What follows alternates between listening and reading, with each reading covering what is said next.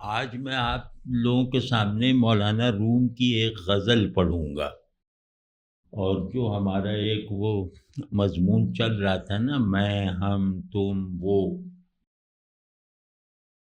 اس کو جیسے آج ایک فنیشنگ ٹچ ملے گا اس غزل سے جو آج ہم سنائیں گے، اور اس میں یہ پتہ چلے گا کہ اللہ سے محبت کرنے والا، جس کے پاس محبت ساری کی ساری اللہ کے لیے ہو، وہ جب دوسروں سے محبت کرتا ہے تو اس کی محبت کس شان کی ہوتی ہے؟ یعنی اللہ کے تعلق سے پیدا ہونے والا پیشن جب دوسروں سے متعلق ہوتا ہے، یعنی جب وہ دوسروں کے لیے بیدار ہوتا ہے، وہی پیشن جو اللہ سے سیکھا ہے، تو وہ شخص کیسا ہوتا ہے، اس کا نظام تعلق کیسا ہوتا ہے، اس کا میں، تو اور وہ کیسے ایک دوسرے سے مربوط ہوتے ہیں، یعنی اس کا ایک اظہار محبت کسی سے بھی، وہ اصل میں اللہ کی محبت میں ڈھلنے کے لیے ہوتا ہے۔ یعنی اللہ کی محبت پوری طغیانی کے ساتھ ہے، وہ اپنے دنیا میں رشتوں محبوبوں کو ایک ایک لہر سے نوازتا جا رہا ہے، اور پھر ایک دوسرا کردار ہے کہ جس کو اللہ نے اپنا محبوب بنا لیا، تو اللہ کی طرف سے محبوبیت کی سند حاصل کرنے والا اللہ کے عاشق کی نظر میں کیسا ہوتا ہے، یعنی اللہ کا عاشق اللہ کے محبوب سے کیا کیا، کن کن زاویوں سے تعلق رکھتا ہے، وہ عاشقانہ بھی ہیں، عارفانہ بھی ہیں، اخلاقی بھی ہیں، روحانی بھی ہیں، وہ دیکھیے۔ تو مولانا روم جیسے لوگ جانتے ہی ہیں، ان کا نام بھی بہت لوگ جانتے ہیں، اور ان کے بعض تھیمز بھی عام لوگوں کو پتہ ہیں۔ ان کی ایک خاص بات یہ ہے کہ یہ تمام پروناؤنس کو اللہ کی طرف موڑتے ہیں، مطلب ان پروناؤنس کا مصداق آپ ہوں گے، میں ہوں گا، لیکن وہ مجھے تم کہتے ہوئے، اسے وہ کہتے ہوئے بھی، یہ تو اور وہ دونوں کو ڈائیورٹ رکھتے ہیں اللہ کی طرف، یعنی دونوں کو نشان بنا دیتے ہیں اللہ کی طرف والا، ایرو کر دیتے ہیں۔ اتنا بڑا آدمی ہماری روایت میں نہیں ہے کہ آپ اسی بات سے اندازہ لگائیے جو میں نے کہا کہ وہ پروناؤن کا بھی رخ موڑ دیتے ہیں۔ پوشیدہ چون جامی روی، پوشیدہ چون جامی روی، اندر میان جان من،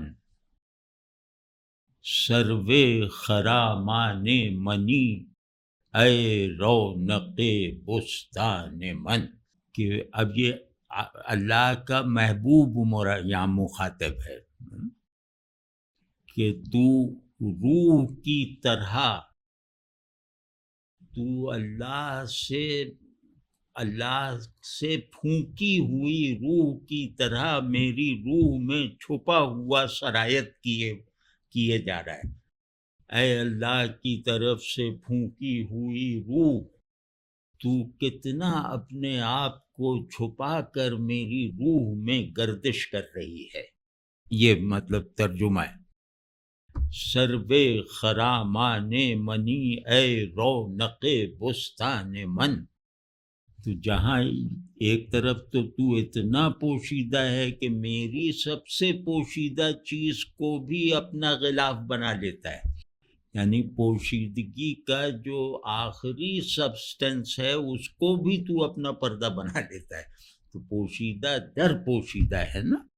تو ایک تو اس طرح ہے کہ میرے اندر تیرا گشت کر رہا ہے، اور صرف اندر ہی نہیں، میرے باہر بھی تو ہی تو ہے، میرا ساری جو دنیا ہے جس کی طرف مجھے کم یا زیادہ رغبت ہے، میری دنیا کی، میرے باہر، میرے وجود کی جتنی بھی بہار ہے، اس ساری بہار کا مرکز اور حاصل تو ہے.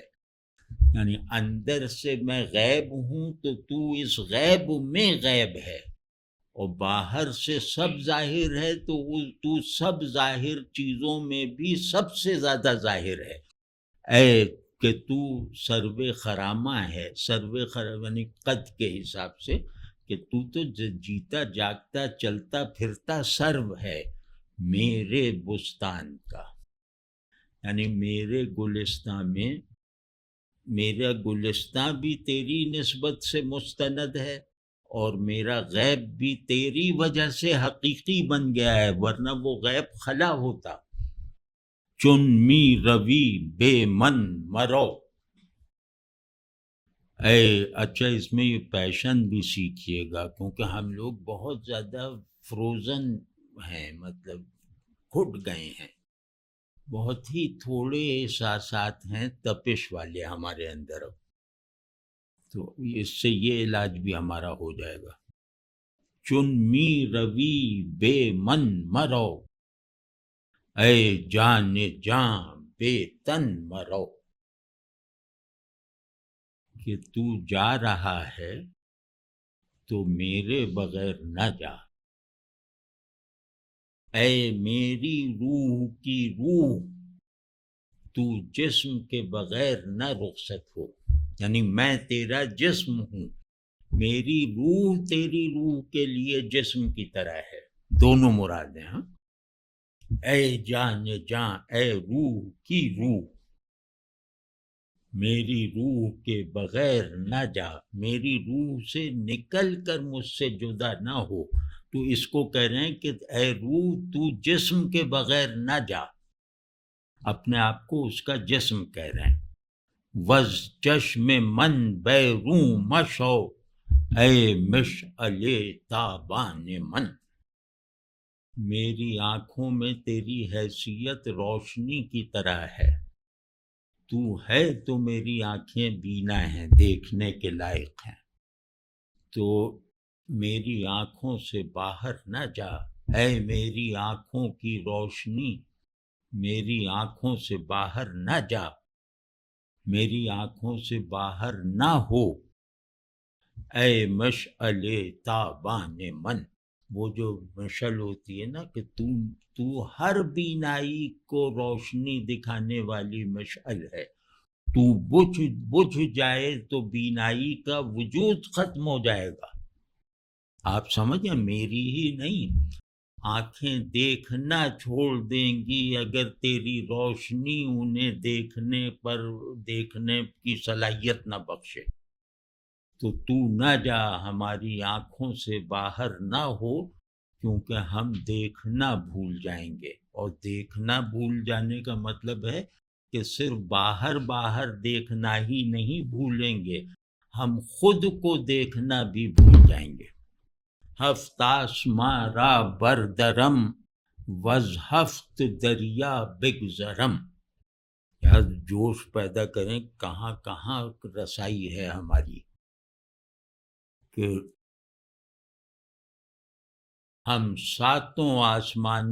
میں ساتوں آسمانوں کو دیکھ چکا ہوں، میں ساتوں آسمانوں پر دستک دے چکا ہوں، میں ساتوں آسمانوں کی چوکھٹ پر ہوں. وز ہفت دریا بگذرم، اور ساتوں سمندر میں نے عبور کر لیے ہیں، ساتوں آسمان چھان لیے ہیں، ساتوں سمندر کھنگال لیے ہیں، عبور کر لیے ہیں، یعنی کر لیتا ہوں. چن دل برانہ بن گری در جان سرگردان من، کہ میری یہ جو بیتاب اور مطلب میری جو سراپا بیتاب روح ہے، جب بھی تو اسے محبت اور شفقت کی نظر سے دیکھتا ہے، میری اس چاروں طرف سرگرداں روح کو محبت کی نظر سے دیکھتا ہے، تو پھر میری یہ آوارگی محض گھومنا پھرنا نہیں رہ جاتا، بلکہ یہی آوارگی مجھے اس لائق بنا دیتی ہے کہ ساتوں آسمان چھان لیتا ہوں، ساتوں سمندر کھنگال لیتا ہوں. اس کو سمجھیں، یہ مطلب ایک بڑا تھیم ہے کہ اگر تو نہیں ہے وہ نہیں ہے تو میں جتنا بھی چلوں گا اپنے سے دور ہوتا رہوں گا، تو کو پائے بغیر وہ کو دیکھے بغیر۔ تو ایک من ہے جو اپنے چل رہا ہے اس فطری بےتابی سے، لیکن اسے یہ نہیں معلوم کہ اس بےتابی کا موضوع کیا ہے، اس بےتابی کی وجہ کیا ہے۔ تو وہ اس کی جو اس طرح کی حرکت اور سرگردانی ہے، یہ رہتی تو ہے مگر اس کا کوئی حاصل اصول نہیں ہے، یہ میں کو میں سے دور کیے رکھتی ہے، تو کے بغیر وہ کے بغیر۔ تو یہ افلاس کی انتہا ہے کہ میں اپنے آپ سے دور ہوتا رہوں اس سے قریب ہوئے بغیر۔ واضح ہے نا؟ تو کہنے اتنی بڑی مدد میری تو کرتا ہے کہ میں سرگرداں تھا، میں طالب عشق تھا محبوب کے بغیر۔ عشق کی بےتابی مجھے ادھر ادھر گھمائے پھرتی تھی، لیکن محبوب کا کوئی تصور نہیں تھا۔ تو تجھے دیکھا تو محبوب ملا، اور تو نے مجھے دیکھ کر عاشق بنا دیا۔ بے پاؤ سر کر دی مرا، بے خواب و خر کر دی مرا۔ تو نے مجھے بے پاؤ سر کر دیا، اب نہ تیرے علاوہ کوئی خیال میں ہے، نہ تیرے علاوہ کوئی منزل ہے میری۔ چلوں گا بھی تو تیری طرف چلوں گا، سوچوں گا بھی تو تجھی کو سوچوں گا۔ تو مجھ سے جیسے مجھ سے بے نیاز کر دیا، اور میری نیند بھی چھین لی، اور میرا کھانا پینا بھی جو ہے وہ جیسے ممنوع کر دیا۔ یعنی کیوں کہ مجھے جسمانیت اور مادیت کے جبر سے آزاد کر دیا۔ ایک جبر مجھ پر میرے جسم کا تھا، اس کو توڑ دیا۔ دوسرا جبر میری نیند اور خوراک وغیرہ کی شکل میں تھا، تو گویا ہستی کی نچلی سطح پر جانوروں کی طرح رہنے سے بلند کر دیا مجھے۔ اور درپیش یعنی اب یہ بتا رہے ہیں کہ دیکھو میں کتنا احسان مند ہوں، بے پاؤ، میں اب نہ میرا کوئی پاؤں رہ گیا نہ سر رہ گیا، میں جسم نہیں رہ گیا، نہ میری آنکھ رہ گئی نہ میرے خواب رہ گئے، تو میں نیند نہیں رہ گیا، میں بھوک نہیں رہ گیا، میں نفس نہیں رہ گیا، میں تمام جو زنجیریں ہیں ان سے آزاد ہو گیا ہوں تیری وجہ سے۔ اور یہ سمجھتا ہوں کہ یہ سب میں نے نہیں کیا ہے، یہ سب تو نے ہی کیا ہے۔ تو اب اتنا کرنے کے بعد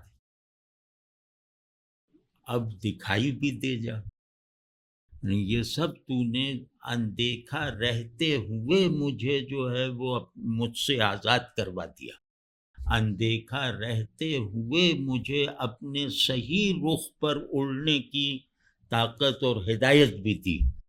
تو اب یہ ہے کہ اب اس کا میں شکر ادا کرتا ہوں، اور اب یہ کہتا ہوں کہ در پیش یعقوب اندرا اے یوسف کنعان من،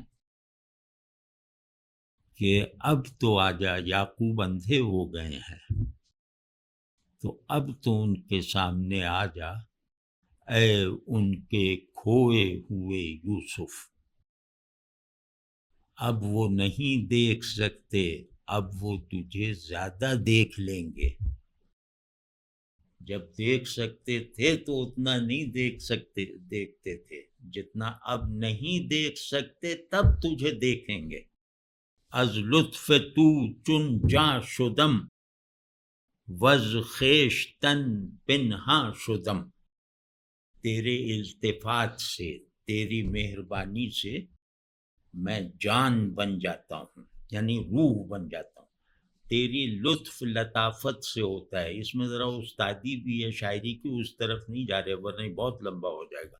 لطف اور لطافت کا ایک مادہ ہے، یعنی کثافت کو دور کر دے۔ جیسے غم کثافت ہے، تو کسی کا لطف ہو جائے تو وہ غم کا زنگ دل پر سے اتر جاتا ہے اور دل جیسے صاف ہو جاتا ہے۔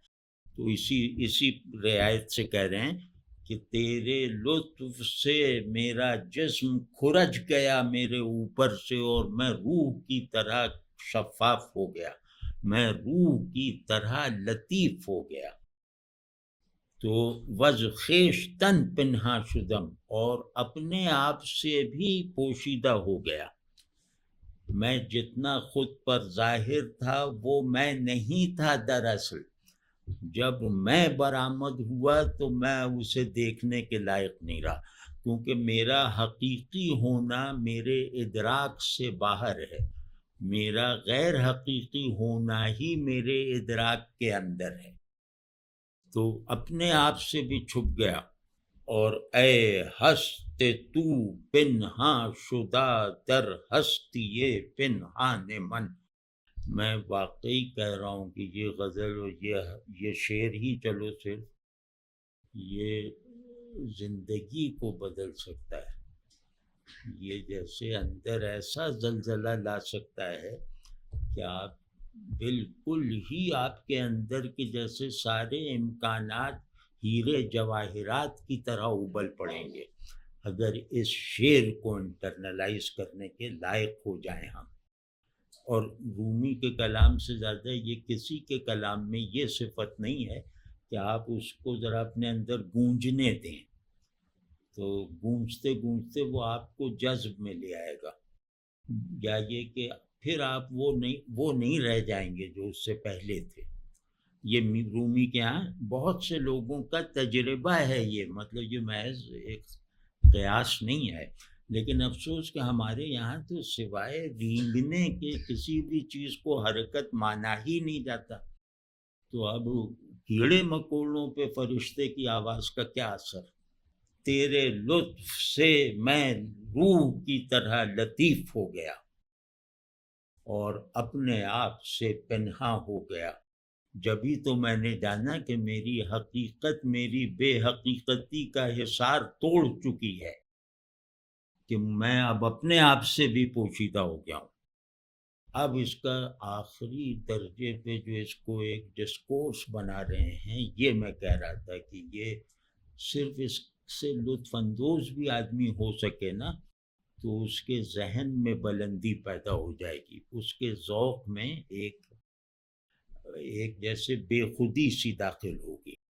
وہ کیا ہے؟ اے ہست تو پنہاں شدہ در ہستی پنہان من، اتنا مکمل ٹکڑا کسی بڑے سے بڑے آدمی کے یہاں یہ عارفانہ منتہا جو ہے وہ ایک جملے میں بیان ہوتا ہوا آپ نہیں دکھا سکتے۔ عارفانہ منتہا کیا ہے؟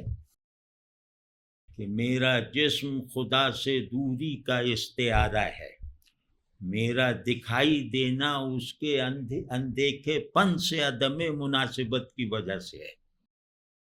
اس کو ذرا محسوس کریں، اس کو جذب کریں، اور پھر یہ کہ ہاں اب میں اپنی روح کی طرح خود سے پنہا ہوں، اور تو اس روح میں اس روح سے بھی پنہا ہے اس کی حقیقت بن کر، جیسے وہ پچھلے شعر میں آیا تھا نا، جانے جان جو ہے یہ اسی کو، کہ تیرا ہونا پنہا ہو گیا ہے میری پوشیدہ ہستی میں، یعنی ایک تو یہ کہ غیب کی ایک شرط ریلیٹیو شرط میں نے پوری کر کے خود کو حقیقی بنایا، اب غیب کی ایبسلیوٹنس، غیب کا پرنسپل ہونا اس نئی مینیفیسٹیشن میں روح کی طرح سرایت کر گیا۔ اب اس درجے میں یہ کہ میں تو غیب میں بھی غیب کی طرح رہتا ہوں۔ گل جام در از دست تو وے چشم نرگس مست تو، یہ گل کپڑے پھاڑ لیتا ہے تیرے ہاتھ سے، کہ تیرا ہاتھ دیکھ کر پھول اپنے آپ کو اپنے کپڑے پھاڑ لیتا ہے، مطلب کھل اٹھتا ہے۔ وے چشم نرگس مست تو، اور تو وہ ہے کہ نرگس کی آنکھ تیری دید کی مستی سے شرابور ہے. اب نرگس کو آنکھ سے تشبیہ دی جاتی ہے شاعری کی روایت میں، وہ دو طرح سے. ایک تو یہ کہ یہ چشم محبوب کا استعارہ ہے، اور دوسرا یہ کہ یہ آنکھ خوبصورت بہت ہے لیکن دیکھ نہیں سکتی. واضح ہے نا؟ تو نرگس میں نابینائی ہمیشہ داخل سمجھی جاتی ہے آنکھ کا استعارہ بنا کر. تو اب کہہ رہے ہیں کہ نرگس جو کچھ نہیں دیکھ رہی وہ اس لیے ہے کہ وہ تیرے غیاب سے سرمست ہے. وہ کیا دیکھے؟ وہ تیرے غیاب سے سرمست ہے. تیرے غیاب کا سرور اس کی بینائی پر حاوی آ گیا ہے. تو وہ تیری جیسے تیرے اندیکھے پن کے نشے میں اس نے آنکھیں بند کر رکھی ہیں. اور اے شاخ ہا آبست تو وے باغ بے پایان من. اب یہاں کہہ یہ رہے ہیں کہ تو میرا لامتناہی باغ ہے، یعنی تو جمال کی حقیقت کے تمام مستند مظاہر جتنے ہوتے ہیں اور ہو سکتے ہیں ان سب کا مالک ہے، ان کی باؤنڈری تو کرتا ہے. تو یہ کہہ رہے ہیں کہ اے باغ بے پایان من، جب بھی جمال اپنی حقیقت کا کوئی اظہار کرے گا تو تیرے ہی باغ سے کرے گا. یہ اللہ کا محبوب ہے. سمجھ ہے نا؟ تو کہہ رہے ہیں کہ اے تو کہ پھول تجھ سے کھل جاتا ہے. نرگس نے تیرے غیاب کی لذت میں دیکھنا چھوڑ رکھا ہے، اور یہ چمن کے درختوں کی ساری شاخیں جو ہیں وہ تیرے غیب سے حاملہ ہیں. آبستن کہتے ہیں حاملہ ہونے کو، آبست کہتے ہیں حاملہ ہے. کہ اس چمن کی ہر شاخ جس میں سے کچھ کھل سکتا ہے، کچھ پھوٹ سکتا ہے، وہ ساری کی ساری جیسے تیرے ظہور سے، تیرے اظہار سے حاملہ ہے، یعنی اس میں سے تیرا اظہار ہوتا ہے. تو مطلب جتنی دنیائے ظہور ہے وہ تیرے اظہار سے حاملہ ہے. اے باغ بے پایان من، اے ایسے باغ کہ جس کی کوئی باؤنڈری نہیں ہے، اور اس میں بھی دیکھو وہ درختوں سے بھرا پڑا ہے. ان درختوں کی ہر شاخ جو ہے وہ جمال کے ایک نئے ظہور سے حاملہ ہے. اب ذرا تصور میں لا کے دیکھو کہ جمال اپنی حقیقت الہی کے ساتھ، اور پھر جمال اپنے مظاہر مخلوقی کے ساتھ، اور سارا اظہار تمام مظاہر جو ہیں وہ ایک عاشق کے دل میں جمع ہے. تو اس کو کہیں ادھر ادھر جھانکنے کی ضرورت پڑے گی؟ اس سے آپ لوگوں کو دیکھنے کی کوئی خواہش ہوگی؟ یہ ہے وہ یک لحظہ داغم می کشی، یک دم بباغم می کشی. کہ کبھی ایک لمحے کے لیے مجھ پر جدائی کا داغ ڈال دیتا ہے، یعنی غم دیتا ہے، اور اگلے ہی لمحے خوشی بخشتا ہے، یعنی باغم می کشی، کہ مجھے باغ میں لے جاتا ہے. پیشے چراغم می کشی تا وا شود چشمان من. اسی پہ چلو اس کو اپنے اوپر فرض کر لو کہ ایک ہے ہمارے، کوئی ہے ہمارا جو ہمارے ساتھ یہ کر رہا ہے. کیا کر رہا ہے؟ کہ پہلے اب دور رہتا ہے دوری کا غم دیکھ کر،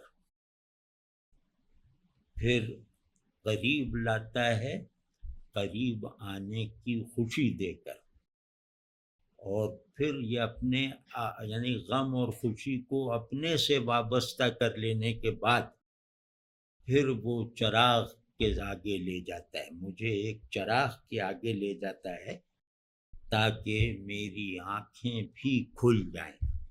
میرا دل زندہ ہوا ہے دکھ سے میری آنکھیں بند ہو گئی تھیں غم سے. یعقوب علیہ السلام کی مثال لی تھی.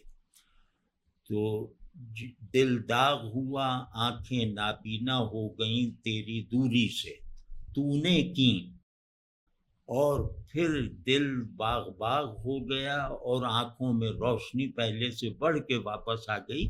وہ تیری وجہ سے تو باغ میں لے گیا. جس باغ میں لے گیا اس باغ میں بینائی آسمانی ہوتی ہے، یہ ندی نالے دیکھنے والی بینائی نہیں ہوتی. تو بینائی بھی بڑھا کے دے دی، اور پھر چراغ کی طرف لے گیا. یعنی دل کو تو یہ حال دیے باغ اور داغ، اور پھر آنکھوں کو بھی، آنکھیں ضمن میں ہیں نا، دل کی تو پھیلی ہیں، تو دل کے مطالبات، دل کی تکمیل کر کے آنکھوں کو چراغ کی طرف لے گیا، تاکہ یہ آنکھیں بھی دل سے پیچھے نہ رہیں، دل سے ہم آہنگ رہیں، اس بدلے ہوئے دل سے ہم آہنگ رہیں. پہلے بھی دل سے ہم آہنگ تھیں، لیکن اب یہ دل کچھ اور دل ہے، اس دل نے اپنی منزل کو پا لیا ہے. تو اب یہ آنکھیں جو ہیں وہ اس مرحلے پر بھی اس سے ہم آہنگ بینائی پیدا کریں. اسی کو دیکھ لیں آپ، کتنی قیمتی بات ملے گی اگر کوئی ایسا مل جائے. اے جان پیش از جان ہا. کبھی یہ کوشش کر کے دیکھیے گا کہ جس سے مطلب اپنی ذات سے زیادہ محبت ہے، اس کی بڑائی کے اقرار کے ساتھ اس کو اپنی زبان میں اس کی تعریف کر کے دکھائیے.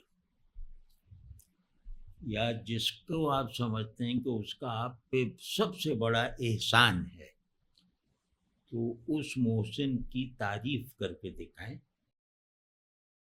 تو میں اس بات، مطلب یہ کہ ہم میں سے اکثر شرمندہ ہو جائیں گے کہ میں مان رہا ہوں مجھ پہ سب سے بڑا احسان ان کا ہے. اب ظاہر ہے کہ دوسری ایک نیچرل چیز یہ ہے کہ میں پھر اس احسان کا شکریہ ادا کروں، آپ سے ان کا ذکر کرتے ہوئے ان کی تعریف کروں. تو کیا ہمارے پاس اتنے احساسات اور ایسی ووکیبلری ہے کہ ہم یہ کام کر سکیں؟ احساسات بھی اور ووکیبلری بھی، الفاظ اور احساسات. تو اگر میں ان کے احسانات کا شکریہ اپنی تسکین کی حد تک ادا کرنے والے الفاظ بھی نہیں رکھتا، جذبات بھی نہیں رکھتا، احساسات بھی نہیں رکھتا، تو میں کس لیے ہوں؟ مطلب میرا ہونا کسی بھی عام سے، کسی بھی ناکارہ سی چیز کے ہونے سے زیادہ کیا ہے کہ میں خود کو ایکسپریس نہیں کر سکتا، آپ کو محسوس نہیں کر سکتا. تو ہم لوگ اس نوبت کو پہنچ چکے ہیں کہ خود ہے ہی نہیں، خود تو ایک شاپر میں پڑا ہوا ہے، 4-6 چیزوں کی صورت میں وہ نکال کے ہم دکھا دیتے ہیں کہ ہم یہ ہیں. اور آپ بھی شاپر ہی لیے پھر رہے ہیں، تو آپ کو محسوس بھی اسی طرح کروں گا جس سطح پہ میں نے خود کو گرا رکھا ہے. دکاندار دوسرے کو دکاندار ہی کی طرح محسوس کرے گا نا. تو جب تک ہم اپنے ہونے کی سطح کو انسانی نہیں کریں گے، اس وقت تک بڑی چیزوں سے اور بڑی چیزوں کے مالک سے تعلق کا وہم بھی نہیں پال سکتے. اب یہ سب بہت زیادہ پریشانی کی باتیں ہیں. آپ چاہے لاکھ AI سیکھ لیں اور وہ سیکھ لیں، اس کی تلافی نہیں ہو سکتی، بلکہ یہ اور بڑھتی چلی جائے گی. ہمارے پاس 2 ہی ہتھیار ہیں، لفظ اور احساس، تو اس کو کرنا ضرور. تو خیر یہ اس وجہ سے آیا کہ اس میں الفاظ دیکھیے گا. آج جو لوگ فلسفہ PhD بھی کر چکے ہوں، ان کے لیے بھی یہ جیسے ایک اجنبی ٹرمینالوجی ہے. اے جان پیش از جان ہا، وے کان پیش از کان ہا. کہ اے تو وہ جان، وہ روح ہے جو سب روحوں سے پہلے ہے، یعنی سب روحیں تیرے بعد ہیں، اور سب روحیں تیری وجہ سے روحیں ہیں. تو اے روح جو سب روحوں سے پہلے ہے، تو وہ کان ہے معدن جو مائن، تو وہ کان ہے جو تمام کانوں سے پہلے ہے. یعنی تو اخفا کی بھی بنیاد ہے اور تو اظہار کا بھی سورس ہے. کان کسے کہتے ہیں؟ باطن کا اظہار، اور جان کہتے ہیں پوشیدگی. اظہار کے بغیر ہونا جان ہے، اظہار کے ساتھ ہونا کان ہونا ہے. کہ پوشیدگی، غیب بھی تجھ سے، ظہور بھی تجھ سے. اب دیکھیں کیا مصرع ہے یہ. اے آنے بیش از آن ہا، اے یعنی تو وہ آن ہے جو تمام آنوں کے مجموعے سے بھی زیادہ ہے. تو وہ لمحہ ہے جو زمانے نہیں بلکہ کائنات میں موجود تمام زمانوں سے زیادہ ہے. اس کو ذرا محسوس کیجئے کہ تو لمحہ ہے اور کائنات کا سارا زمانی طول اس میں سمایا ہوا ہے.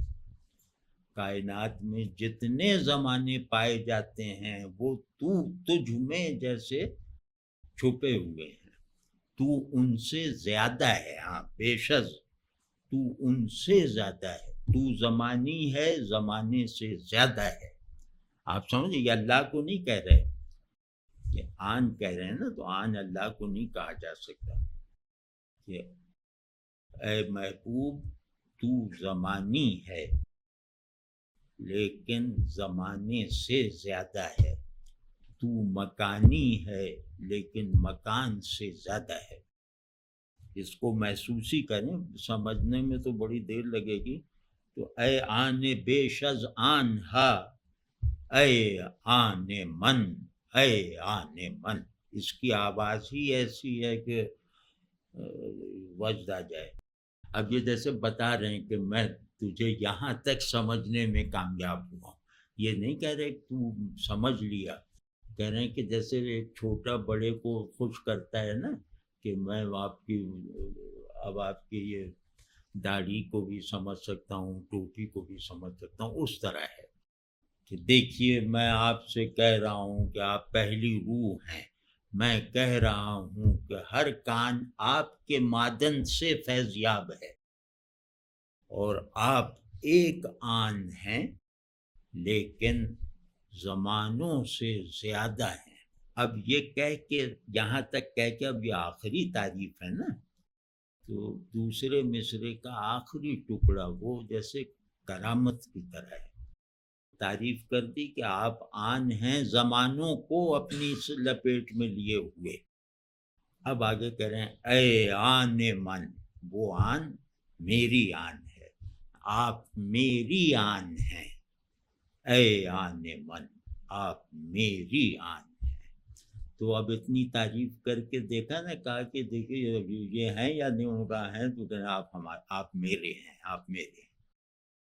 اس کو سمجھیں کہ یہ من کیا بن چکا ہے جو کہہ رہا ہے کہ آپ یہ سب میرے ہیں. یہ سارا موصوف جو ہے یہ میرا ہے.